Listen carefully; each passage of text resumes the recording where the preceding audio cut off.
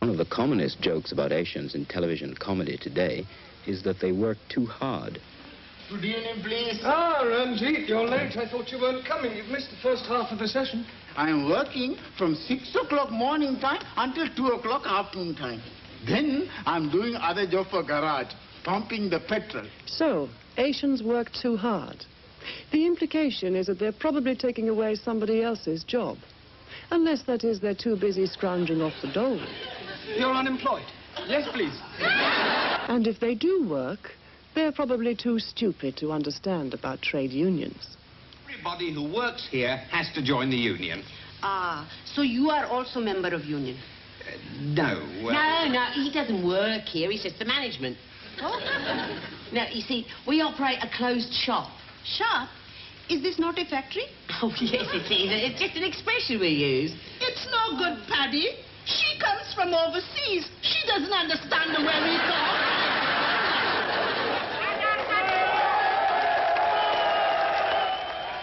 Here's a positive image of Asian women of a kind we don't see very often on television. When they do defy the media stereotype and fight for trade union recognition, as here at Grunwick's, they're cast in the image of troublemakers. Here comes the John Wayne of racism striding out of the West. For a man who didn't form his party until earlier this year, Kingsley Reid's achievement has been remarkable. And no one questions that the success has been based on his open distaste for the coloured immigrants and his demands for their immediate repatriation. When did building up a successful racist party become, in the BBC's language of neutrality, a remarkable achievement? Can you imagine a report describing the rise of the Black Panthers as a remarkable achievement? Bob Butterick lives on the huge Stonebridge estate. Here, white families are outnumbered 3 to 1 by blacks. What is it that really upsets you about this estate? Well, it's the vandalism, the noise. You come out your street door, you ask them to be quiet in a nice way, and they just look at you, going all that trash. Blacks may outnumber whites by 3 to 1, but the BBC seem to have trouble finding them. David Duke of the Ku Klux Klan, wanted by the Home Office and the police as an illegal entrant, is actually in a television studio. You are reported as having a message for the people of Britain. What is your message to the people of Britain, essentially? One of the main things is that they're not alone, that there are white people all over the globe that sympathize with. When last did you hear a television interviewer say, "Mr. Fidel Castro, I understand you have a message for the British people"? This isn't giving the racists enough rope to hang themselves with.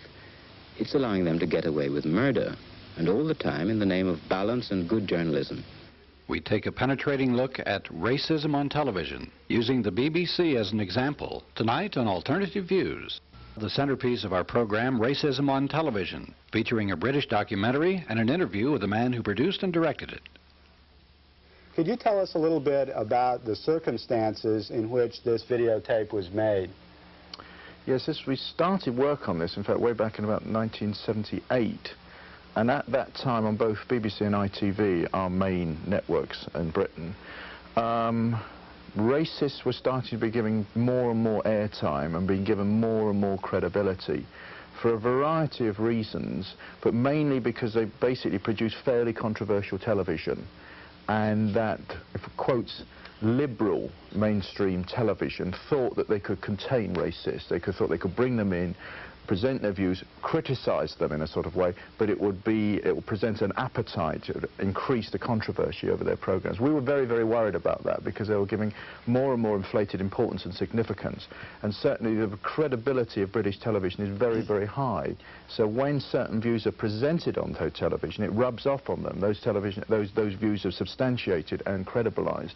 And so it was a growing number of us as broadcasters, both in television and journalists and newsprint, that got together to present some kind of critique and start to sort of highlight this practice to our peers and say this is a very worrying practice and could have devastating long-term effects.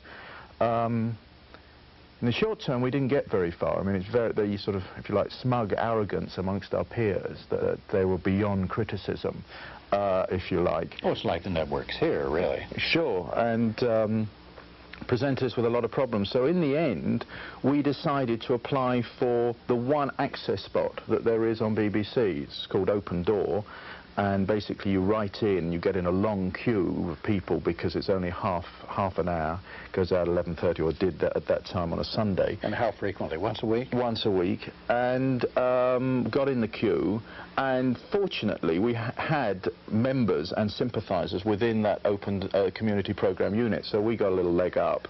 And in fact, a month later, lo and behold, we got called in to make the programme. Now, there was about maybe even 10 of us in the group, and while that process was going on, us getting in the queue and getting accepted, we were sitting there at home with our Betamaxes and video recorders, accumulating enormous amounts of footage that we were quite critical of. The main problem then was we had to go through the process of acquiring permission to use it. Now, needless to say, you know, you ring up a producer and say, we're making a film about racism in television, we want to use your show. As an example of racist material. That went down like a Led Zeppelin. So it took a lot of coercion and a lot of sort of disguised approaches, if you like, to actually get the material. And in fact, it took so long because people were so reluctant. Who are these guys? Criticising us? What do you mean? Racist? BBC? Come off it, you know. Phone goes down. So that they had to postpone the transmission of our programme because we kept arguing that if we couldn't have the clips, there was no evidence, and we wouldn't be able to present a credible case. So eventually, bit by bit, we accumulated enough stories because we wanted to show that the issue arose not just in, say, comedy programmes where there had already been some criticism of the nature of racist humour on British television, but also in documentaries, in news, current affairs and drama. So, and we wanted to show that it wasn't just the prerogative of one particular television station, that it was major consensus television broadcasting in Britain had ingrained racist streaks in it, and that's what we wanted to dig out and reveal. So the one area which they just refused to actually budge on was news. That was the holiest of holies. The BBC News, that God is speaking, that is truth, and you're not going to get in there and mess around in our archive and start saying that there is racist broadcast or racist undertones within the coverage of how news stories get selected. So most of the clips that we're actually going to see in this documentary came from documentaries that were shown on BBC and the ITV, the commercial station. That's right, and comedy sitcom programs. We start off with that because that is where the most obvious and least disguised element of racism goes on. Tell us a little bit about those first sitcoms that we're going to see, because we probably don't know much about those. That's right. Well, basically, British people are infatuated by race. There's just no getting away with it. There's a whole element of consensus racism. And there's, in fact, almost, what we wanted to reveal, a kind of race league, of which obviously white Anglo-Saxon Protestants are on the top of the first division, and then we look at the rest of the white British Commonwealth, and they're just below us, and then we go into Europe, the French, Germans, and then sort of starting into the third division, we're looking at Asia, and then way down in the bottom of the fourth division, there's Africa. And that sort of league determines how all stories are covered, the credibility, the sympathy, the authority, the way people are interviewed on those shows. So anyway, so there is this program called Mind Your Language, which is about an evening class, an evening school, where foreign students go and to learn English, and it's called Mind Your Language, and there's, leading off the class, the lecturer in the class is the archetypal nice, peaches and cream, white English male doing his best with all these conniving, stupid foreigners who can't get their act together to learn English. The white man's burden. That's right. Well, yes, but I mean, it's like, and he's super efficient and Mr. Nice Guy and tolerant of all these the excesses of these different, the different groups. And they, needless to say, the bungling foreign, but each reproducing the stereotype demanded of them, the, you know, the sort of kowtowing Indian, Asian, Sikh, there's Chinese, obviously, there's the sort of sexy Swedish girl, a French woman. So all these stereotypes are at play, and it's grotesquely offensive. It reinforces all the kind of gut-level stereotyping that goes on. But when it gets to TV, it even makes it worse because of the penetration and believability, isn't it? Particularly if the stereotypes show non-white people as inherently inferior or comical, someone that you laugh at as being foolish. Like the way they did with blacks in the United States for so many years. On sitcoms. I mean, it's all part of the wider argument about the entertainment factory. If a producer only has 2 hours to make a show, he can't fool around, he can't rehearse people, so he gets nice little entertainers that can deliver the goods on pat without criticising them, and this is the way everyone slots into stereotypes. You can think the storyline comes up and you can instantly cast it, instantly produce it, no one's going to fluff their lines, you're going to get laughter on cue, everything on cue, you're going to be out on time, going to be out on budget, and you've done your job properly. I mean, that's all part of the problem. And they really don't reflect that it's precisely this format that targets the non-whites as the targets of humor and objects of ridicule, and it's this format that is the vehicle of the racism in situation comedies. Could you tell us a little bit about how these racist documentaries were made, or how these documentaries gave such a predominant role to some of these racist spokespeople who we see in these documentaries? How do they even get on British TV? Well, there's 2 elements. One is the first one, that there's a problem going on. And needless to say, I mean, none of the broadcasters, needless to say, would dream of saying they're racist. In fact, you know, they think they're good, liberal folk that are out there fighting consensus racism. But the way the stories are handled and the association of the language, I mean, as I think Stuart says in the film, if you only see a certain minority as being presented as a problem, and that's the only bracketed means that they're allowed to be shown on television, then you're automatically going to look down on these people if the actual perspective is so narrow. That's always going to create a problem. And that's one of the things we want to highlight, is just actually it was truth by selection that that was the problem. And they don't show the problem as being white. Never. Never. Or if they do, it's always a white here we have bigoted white working class people who have a, you know, who don't like blacks, but us here, you know, in the middle class, of course we love them, we don't live near them, we don't work with them, but we get on fine with them. So because there was controversy about the immigration policy in Britain and the amount of non-whites who had settled in Britain, there were a lot of racists who wanted to kick them out of the country, and so these people were news. Is that the thinking of the British TV people? So they had to interview some of the more inflammatory and extreme of these racist people because their views were getting into the news. Is that the logic? That's right. I mean, they're always flirting with racists because they know at the same time it's going to sell newspapers, make people watch news programs. There's no question about it. The most well-known politicians in Britain, I bet it's the same in this country too, are the racist ones, are the most reactionary ones. They're the ones that get the most airtime. They're the ones that, even if they're busy saying, oh, it's terrible, all these views are absolutely horrible, come on, tell us a bit more so that we can criticize them. You know? So it legitimates the racist views by displaying them. Chris, why don't we take a look at this documentary, and then maybe we can discuss the effects it had. As a final word before we see it, could you tell us something about who Stuart Hall is, who's one of the commentators? Yes, he's a sociology professor now with the Open University, our educational channel, and he had been very involved on criticism of the media, making an analysis on the way television works, and in particular certain analysis on racism in the media. So we invited him in to present the program. Traditionally, on an Access program, when the BBC give you airtime, what happens is that an announcer, the BBC announcer, comes in and says, and now we hand airtime over to a particular group, and this is outside the editorial control of the BBC. And this is a kind of government health warning to warn viewers that what you're seeing is basically slightly loony, slightly cranky, and nothing to do with the BBC, and be extremely cautious of it because it's probably propaganda. BBC and ITV are themselves biased and unbalanced, especially in the coverage they give to Britain's black community. Not only is a lot of this coverage not neutral, it actually reinforces racism. In the beginning, there was Lord Reith, the first Director General of the BBC. The interesting point in terms of social history is that this particular accent, which the BBC produced, somehow identified the BBC with a certain section of society, certain social trends, so that to this day the BBC is thought of as the organ of the, as it were, genteel and respectable elements in society. Anything wrong with that? Well, it's quite obvious we put out the most awful black in that village, and something's got to be done to smooth it all over. First thing, of course, is to return their statue thing. Well, I'll take it back personal, sir. Have a parley with the head man.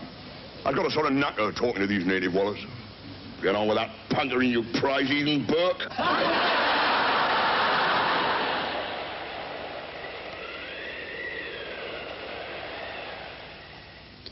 Typical scene from a well-known comedy series. It's probably also fairly typical of what relationships were like between many white people and Asians during the days of the British Empire. Lazy, skiving natives locked in a deceitful battle of wits against Lord Reith's genteel elements of society. How much do we pay the punkawalla? 3 rupees a week, sir. Let's see, that's about 4 and 6, isn't it? That's correct, sir. Doesn't seem very much, does it? Or would you give him a rise? Say 1 more rupee? What do you think, Sergeant Major? Won't stop him falling asleep, sir. No, true. Besides, if you give 1 a rise, they'll all want it. We've only got 1. That's beside the point, Ashford. A thing like that can interfere with the whole structure of Indian society.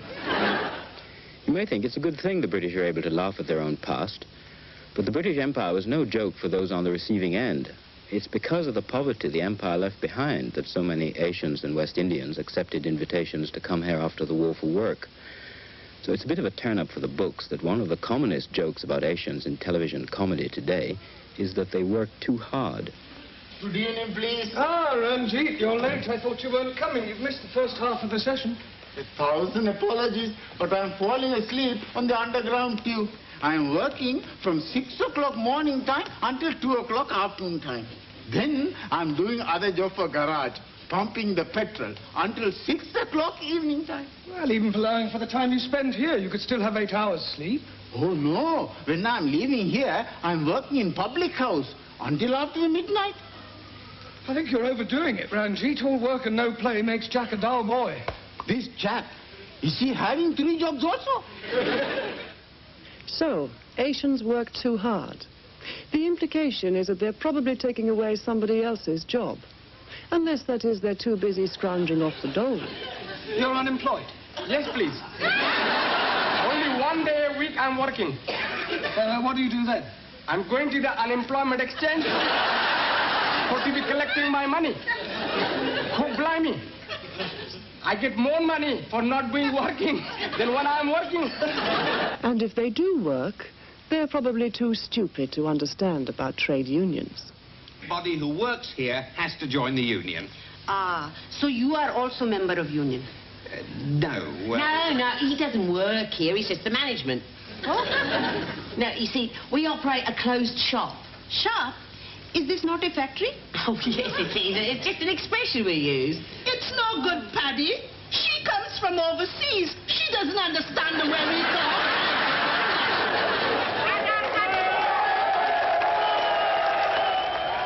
Here's a positive image of Asian women of a kind we don't see very often on television. When they do defy the media stereotype and fight for trade union recognition, as here at Grunwick's, they're cast in the image of troublemakers. So stereotypes do affect people's lives. The trouble is that you can laugh at the joke and accept the stereotype at the same time. After all, the media don't only give us information about the world we live in, they also shape our attitudes towards it. And jokes can strengthen our prejudices even while we're laughing at them. Last year at the Edinburgh Television Festival, the point was put to Michael Grade, programme controller of London Weekend Television. I would like to ask you if you don't think that that is nothing but stereotypes based on the English attitude, which is all foreigners are funny, all Wogs are funny, all Irish are funny, Greeks, everybody. Answer. I agree with you.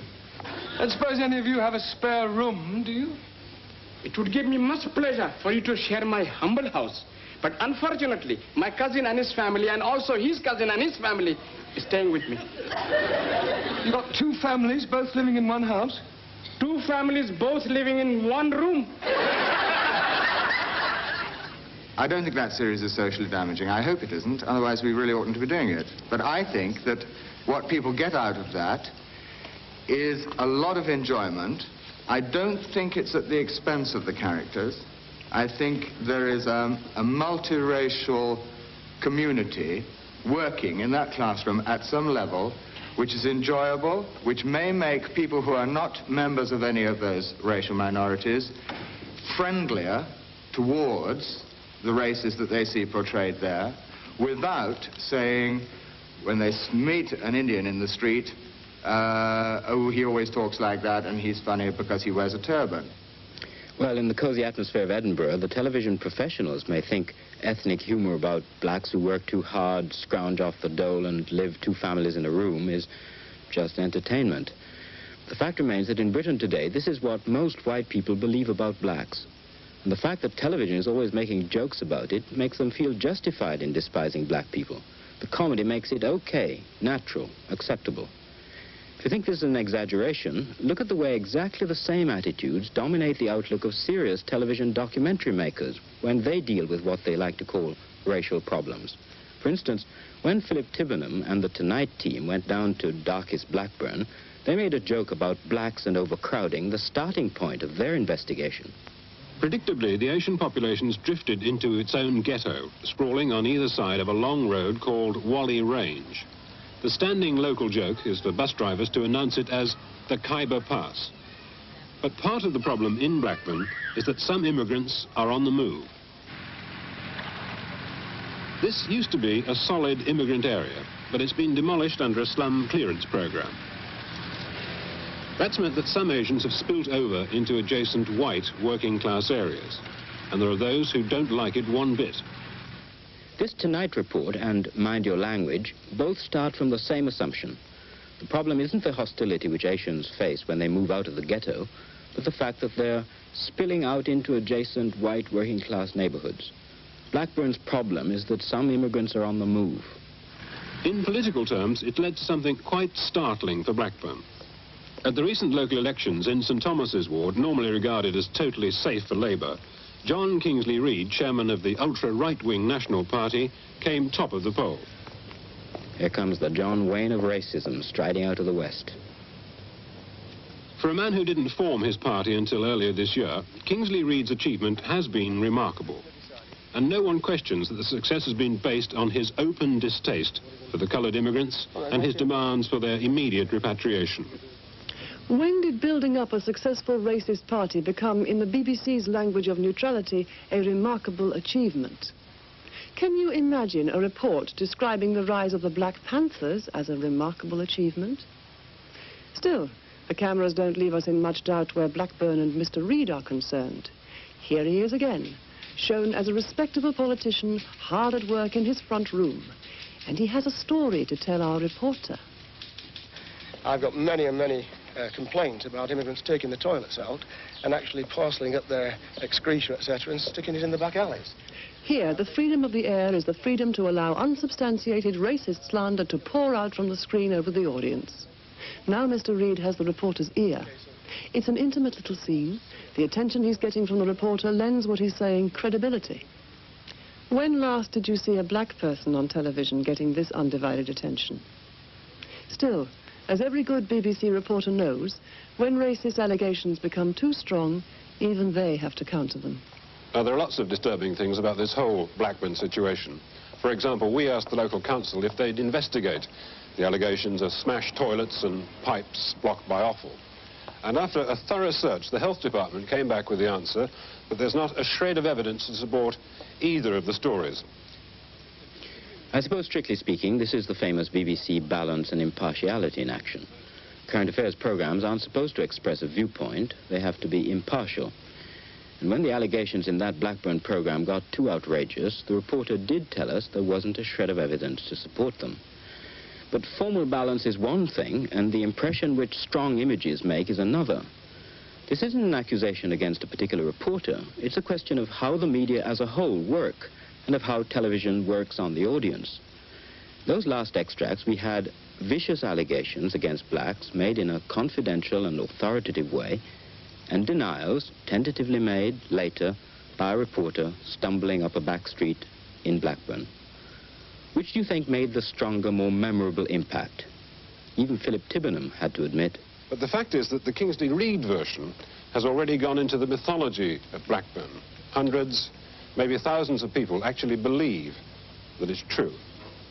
Yes. Thanks to such stories, not thousands, but millions now believe it. And television helped to make those myths believable. And somehow the myths keep creeping back into the program. TV reinforces those myths simply by using them as a colorful lead into the next race story. Just good, strong television. In the next extract, our guide is not a racist politician, but an expert who wrote what is a supposedly impartial report for the police about young blacks and crime in Birmingham. The expert, inevitably white, is an important figure in television documentary because he isn't seen to take sides. He has the authority of a man who knows. The next documentary is from the award-winning Shades of Grey, and listen to the way the expert's piece to camera moves from one stereotype to another. Imagine young West Indians, perhaps born in the early 60s, come onto the labour market just at the worst time, a time of high unemployment, particularly for young people. And then they get perhaps involved with the police in some act of minor delinquency. The police come round, the parents themselves get het up, reject their children, and this act of rejection is very common in many ways. And so, leaving their parents, they go and shack up with others of their kind in squats or in communes. On the one hand, searching for purpose, searching for identity. Other hand, perhaps involved more and more in criminality, acts of violence against the old and defenseless. It's a terrifying scenario. It is indeed, but what's really terrifying is the way the scene is being set. This is the archetypal picture. Black communities seen exclusively in terms of crime, unemployment, family breakdown, and problems. The problems are always explained by white experts. In fact, racism is a white problem. But from Blackburn to Birmingham to Brent, wherever the television eye turns, it sees the same story. Brent isn't notorious for racial trouble, like Notting Hill, for instance, though it is probably the blackest borough in Britain. Of every 10 babies born here, 4 are non-white. Bob Butterick lives on the huge Stonebridge estate. Here, white families are outnumbered 3 to 1 by blacks. What is it that really upsets you about this estate? Well, it's the vandalism, the noise. You come out your street door, you ask them to be quiet in a nice way, and they just look at you, going your white trash. Blacks may outnumber whites by 3 to 1, but the BBC seem to have trouble finding them, since none on the estate are interviewed. The microphone is given to a white resident, and again, the reporter lends a sympathetic, professional ear. Out it comes, and afterwards people just use it as a dust doll. How do you know it's black children doing this? Because I look out the door. Would you call that convincing evidence? Was it substantiated by any of the black residents on the estate? It would have been nice to know their view. Instead, we're given a guided tour of the lift shaft and more stories of excreta. White citizens, though, are given the freedom to air their prejudices. Doesn't smell very good. What's it like to live here? Absolute hell. Hell. Are whites going? Oh. This is a program where the black majority, who are said to be the problem, are invisible. And the whites, who are having the problem, hold the camera. No one questioned whether you only find run-down condition and social problems on housing estates where blacks are in the majority. It isn't only what the media say, it's what they don't say, but take for granted. Whenever programs are made about blacks, the starting point is always numbers. And there's nothing that factual television loves so much as a good solid number, unless it's a comparison between 2 numbers and a bit of zappy graphic work. Because dealing with large figures is notoriously muddling, we've devised a way of illustrating numbers. We're taking Wembley Stadium as a symbol to represent 100,000 people. Now, how big is Britain's non-white population? According to government figures, 1,800,000. That's the reality. So now it's not just streets full or rooms full of blacks, they're counting them in stadiums. What other social group would the media dare to count in that way? Jews? Catholics? How many Wembley stadiums of Australians, Canadians, or white Rhodesians do you think there are in Britain today? Of course, a number is a fact, and current affairs television loves a fact, because you can't quarrel with it, it must be true. Can you remember, as a matter of fact, how many Wembley stadiums the Blacks and Asians filled up? Now for the public perception. Of those in our sample willing to make an estimate, 2/3 thought there were more non-whites in the country than there actually are. as many as 14% overestimated wildly, thought the number of non-whites has reached 10 million or more. Perhaps we get our numbers wrong because we get a steady diet of documentaries from Blackburn, Birmingham and Brent on the so-called immigration problem. Of course, as soon as you say numbers, it doesn't matter how you wrap it up. There's only one lesson to be drawn. The numbers are growing. There are too many of them. Here's something better than a number plus an expert. To do this, we've commissioned a special assessment by a man who has no political axe to grind, who is not involved with race relations or with the government. So that's real neutrality for you. But what's his story? He's a population statistician. The fertility consequences can be seen much more clearly if we have a look at the completed family sizes. This completed family... But the main reason the fertility expert's on the program is because he knows how fast people breed. He lends an air of authority to the numbers game. And where blacks are concerned, the only problem is how many of them are there going to be? Which leaves the major question of Asian fertility. The Asians are the significant factor in the future change. Let's give the media the benefit of the doubt. Just suppose the aim of that program was to debunk the myth about black numbers. In fact, if you always only talk about blacks in relation to numbers, the audience cannot help but think that that must be the problem. The possibility that the problem might lie with white society is never considered. There's only an inch or two of film between those absurdly scientific Wembley stadiums and the emotive language of the racists about Britain being swamped by people of an alien culture. And if numbers is the problem, then repatriation must be the answer. Whether you like it or not, that's a racist logic. That's what the emotive language of British racism feeds on. Immigrants equal blacks, equals too many of them, equals send them back. This chain of reasoning has dominated the so-called immigration debate, at least since 1968, when Mr. Powell first stated the so-called facts and drew the deductions about black people in Britain. Here he is, being interviewed with great reverence by that well-known Canadian immigrant, Professor Robert Mackenzie. Mr. Powell, we're here in the room in which you made your most famous speech, probably, on immigration in 1968. Now, the campaign to restrict immigration had been underway from the mid-50s. Now, after a decade of saturation coverage like that, Powell and his views have been made respectable by television. It's not just that whenever the media debates race, they turn to Powell. The fact is that the debate starts from Powell's racist chain of reasoning. We'll either have gone or we'll slip out from under somehow. A harsh prediction from Enoch Powell. Is he right or wrong? And is it a matter of figures? Tonight, we're going to examine the number of non-white... Powell is now the media's superstar on race, and everybody defers to his opinion as if it were gospel truth. He defines the terms, he sets the agenda, he's helped to ensure that the question is the question of immigration. A ritual occasion, like a cross between Westminster Cathedral and the Old Bailey. On the throne, the most neutral of neutral chairmen. Good evening. Welcome to our debate for the next 90 minutes on the topical, difficult and important question of immigration. Here beside me is the Home Secretary. The question of immigration was the big prestige media production on race relations. For its 90 minutes, it was obsessed by the questions of numbers and repatriation. And the guest of honor, setting the agenda again... There's Mr. Enoch Powell, for instance, who almost exactly 10 years ago in Birmingham made the first and most sensational of his many... Mr. Powell may say, he has said, and he'll speak for himself this evening, that these figures, 40...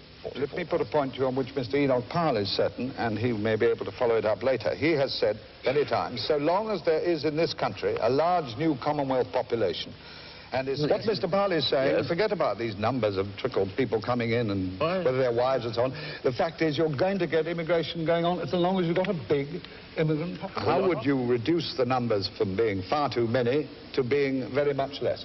In other words, the numbers living here has got to be reduced by something called repatriation or resettlement, which Mr. Powell and others. In the course of transition. Now, I want to come, if he'd have been living next to Polish Jews... I want to bring you back to what you were about to talk about, namely Mr. Powell's argument for repatriation, which is our final theme. And I want you to say, Mr. Lyon, in one further answer, whether you agree with Mr. Powell. Anyone who tried to change the terms of this debate got short shrift from the chair.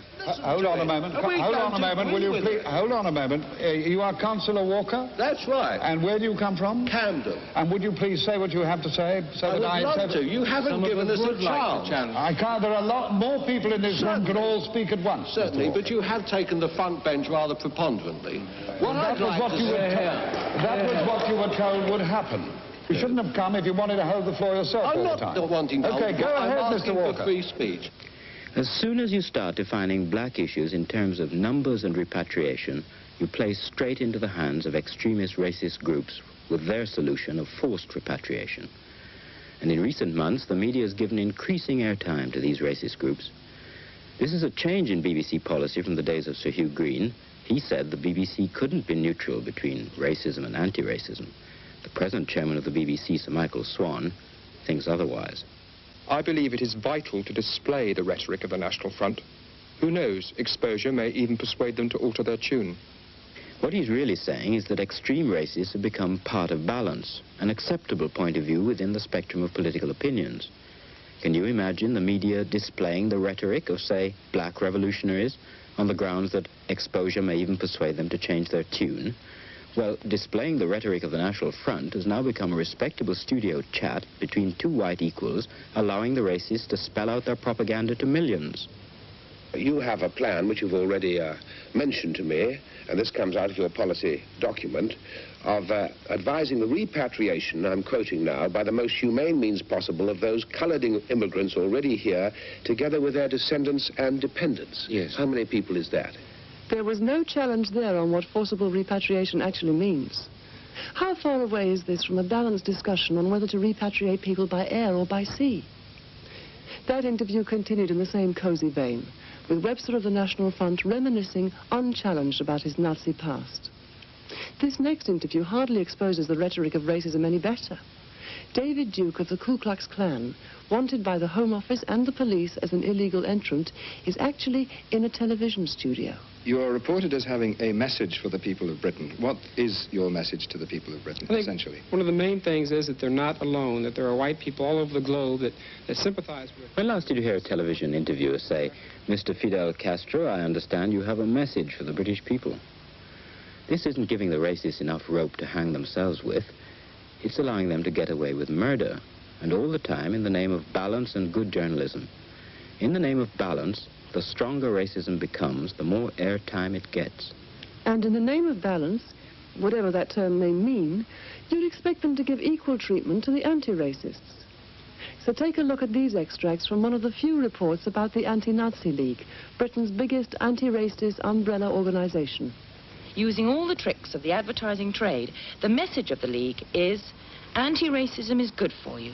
It's got laughs, it's got style. You can even set it to music. The League claims a membership of 30,000, and within that, a complex network of small groups actively selling its message. But do they really exist, except on days like this, at free concerts? For example, it's difficult to actually meet a skateboarder against racism, or to find really dedicated followers who haven't just added one more protest slogan to a very long list. For the school kids alone, it's the first slogan they've adopted. There's genuine... So, fighting racism is seen as a con trick, using gimmicks to seduce naive school kids who don't really understand what racism is about. According to the Tonight film, the Anti-Nazi League is a cunning, manipulative organization, little better than the racist forces they oppose. Here's the final message of this program about people who are fighting racism. Effective has the League really been?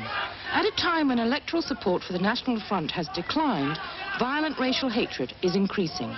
There are daily assaults on Asians in London's East End, and just a few days ago in Bradford, a shotgun attack on an Asian restaurant. The badges and carnivals of the League have made no impact on the growing problem of hidden prejudice, which prefers another kind of badge.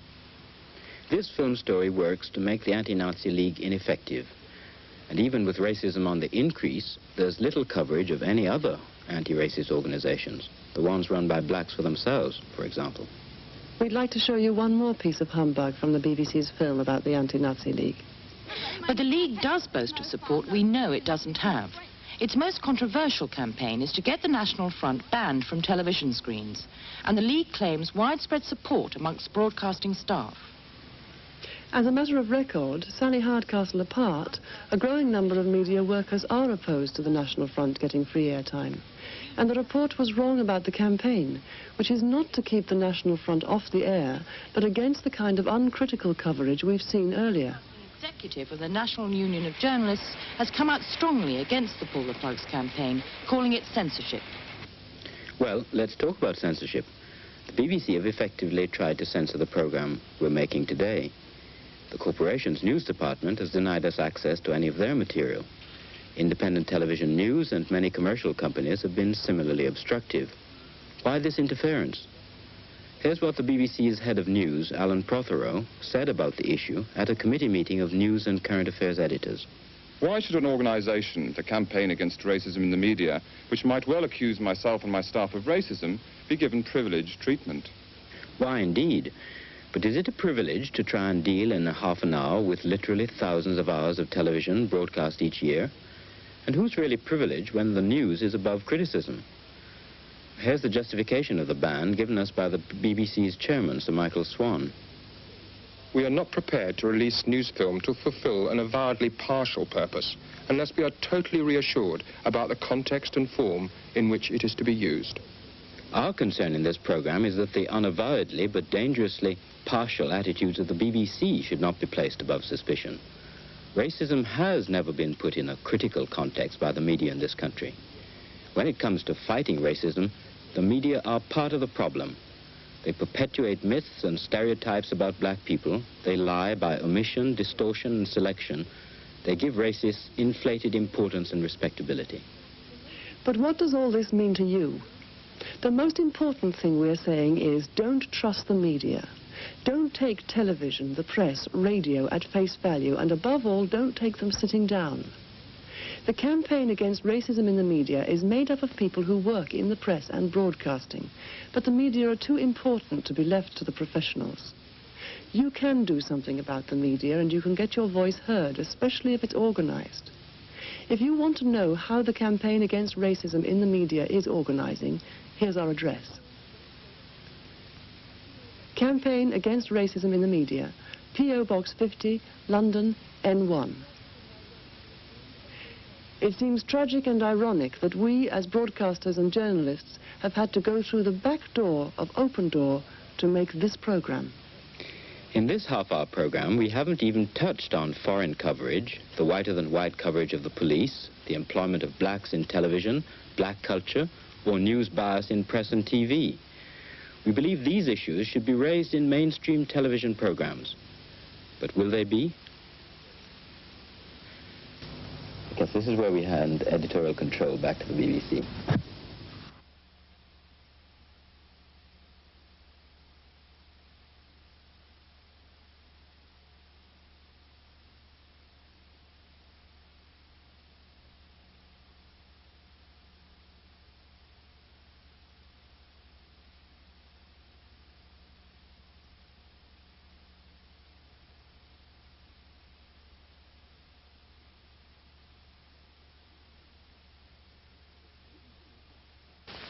The BBC regrets that the Open Door programme broadcast on the 1st and 4th of March this year by the Campaign Against Racism in the Media could be taken as implying that Mr. Robin Day had conducted a programme about immigration with a racist bias.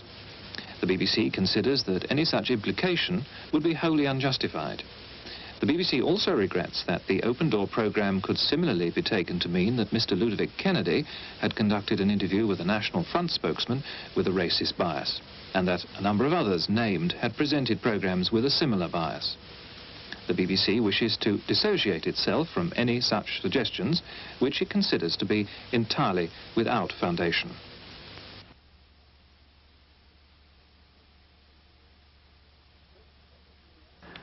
Well, Chris, what was the reaction to this? I can't imagine the media really being very appreciative of what you did to him.